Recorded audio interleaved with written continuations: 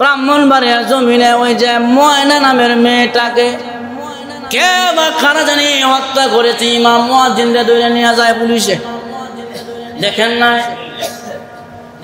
সমাজের সর্বশ্রেষ্ঠ ব্যক্তি ইমাম আর মুয়াজ্জিন, তার হাতের মধ্যে হ্যান্ডকাপ লাগাইয়া আমার ক্ষুদ্র জ্ঞানের যুক্তিতে যদিও মুয়াজ্জিন আর ইমাম সাহেব ওই মসজিদের খাদেম খেদমত করেনেওয়ালা, মেয়েটাকে পাইলেন মসজিদের দোতলার মধ্যে।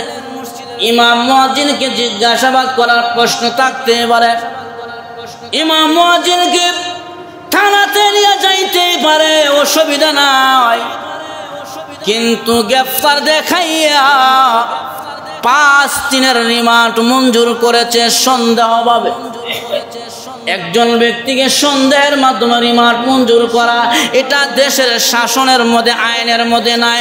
নিশ্চিতভাবে দোষী সাব্যস্ত করিয়া 5 দিন নয় 5 বছরের জন্য রিমান্ডে নাও, আমাদের কিছু আসে যায় না।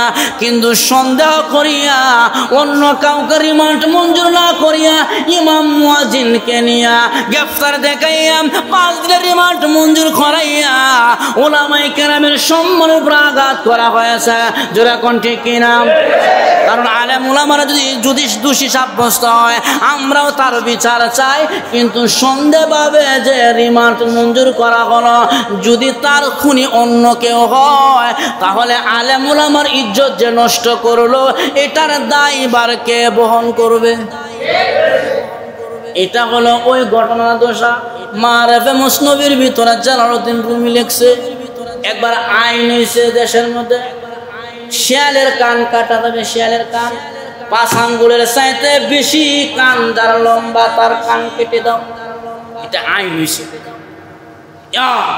জঙ্গলের মধ্যে এই বাহিনী ঢুকছে, ঢুকার পরে সমস্ত শিয়াল দৌড়াদৌড়ি শুরু হয়েছে, রে কান কাটা দেবো, কান কাটা দেবো।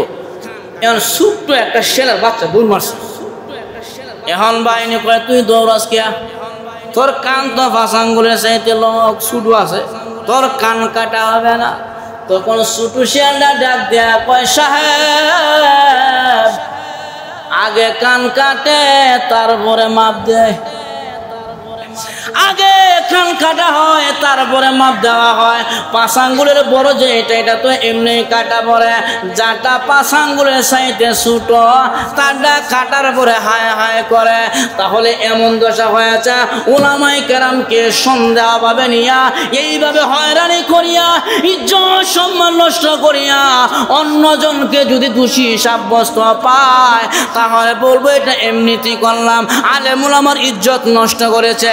আমরা এটা তীব্র নিন্দা জানাই, তবে আমরা পরিষ্কার জানাই দেয়, অন্য কেউ যদি দোষী হয়, তাহলে ইমাম মুয়াজ্জিন কেন হেস্তনেস্ত হইল, প্রশাসন অবশ্যই বাংলার মুসলমানের সামনে জবাব দিতে হবে।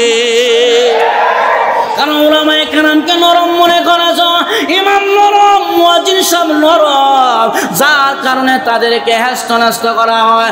মুসলমান ভাইরা, শুধু এইটার ঘটনা নয়, বিভিন্ন জায়গায় আলেম উলামা ইমাম মুয়াজ্জিনদের উপরে টর্চারিং করা হয়, উলামায়ে কেরামের ইজ্জত সম্মান নষ্ট করা হয়। আল্লাহর জাত ও জালালের কসম, পৃথিবীর শ্রেষ্ঠ সন্তান হলো আলেম উলামা, উলামায়ে কেরাম। আমার আল্লাহ জানিয়ে দিয়েছেন, ইন্নামা ইয়াখশাল্লাহা মিন ইবাদিহিল উলামা। উলামায়ে কেরাম হলো আল্লাহকে ভয় পায়, আল্লাহকে ভয়ের দিক থেকে উলামায়ে কেরাম সর্বোচ্চ আসনে। আর মহান আল্লাহ জানিয়ে দিয়েছেন, ইন্না আকরামাকুম ইনদাল্লাহি আতকাকুম। আমি আল্লাহকে যারা যত বেশি ভয় পায়, আমি আল্লাহর কাছে তারা তত দামি। এই যে অন্যায়টা করলো, বিভিন্ন পুষ্ট আসতেছে, মা আর শাখার সাথে কুকর্মের সম্পর্ক ছিল, যার কারণে এমন ঘটনা ঘটাইয়াছেন। তো আমার কথা হলো, এটা জোর দাবি জানাচ্ছে, অবশ্যই যে দোষী তাকে অবশ্যই শাস্তির আওতায় এনে পরিপূর্ণ শাস্তি নিশ্চিত করতে হবে। আর কোনো আলেম উলামাকে না যেন এইভাবে হয়রানি না করা হয়, আমরা তার জোর দাবি জানাচ্ছি। জোর আমার ঠিক কিনা?